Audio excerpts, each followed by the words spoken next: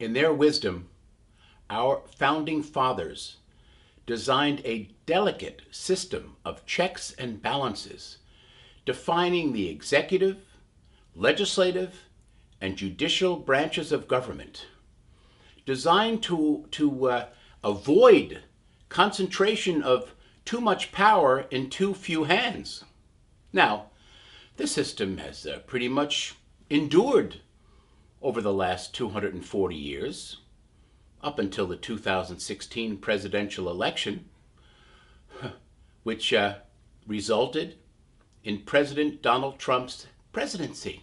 The framers of our Constitution were not naive, and they anticipated that the president might behave in a manner that was not worthy of the office, violating the public trust. So they created the concept of impeachment just to deal with that issue. However, they did not anticipate anyone as brazen as Donald Trump, who does not believe that he is subject to any law whatsoever. This imperial presidency has conspired with America's enemies, alienated our most loyal allies, and ignored legitimate oversight from all the other branches of government. Now, with the help of his enabler-in-chief, Attorney General William Barr, Trump, his administration, and his GOP lackeys are now on a campaign to cover up and shut down unacceptable and potentially impeachable behavior that was uncovered in the Mueller report. And they are fundamentally trying to eliminate oversight role of Congress. That role no more. So what is the point of this impeachment process? Well, it's a political process designed to investigate the president for high crimes and misdemeanors in the House of Representatives. And if the facts warrant it, to try and convict the president in the Senate, and to remove the chief executive from the office in the White House to protect our nation. Now, the White House is blocking all testimony from former members of the executive branch, including Don McGahn, and probably Robert Mueller.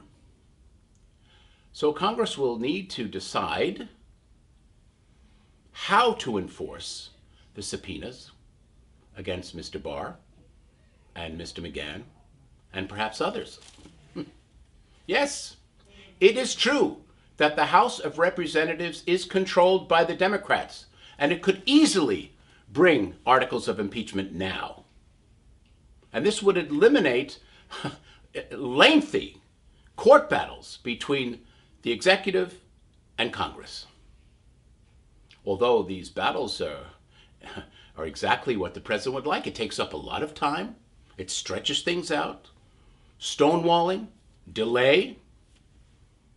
It's also true that the GOP-controlled Senate is not likely to convict President Trump.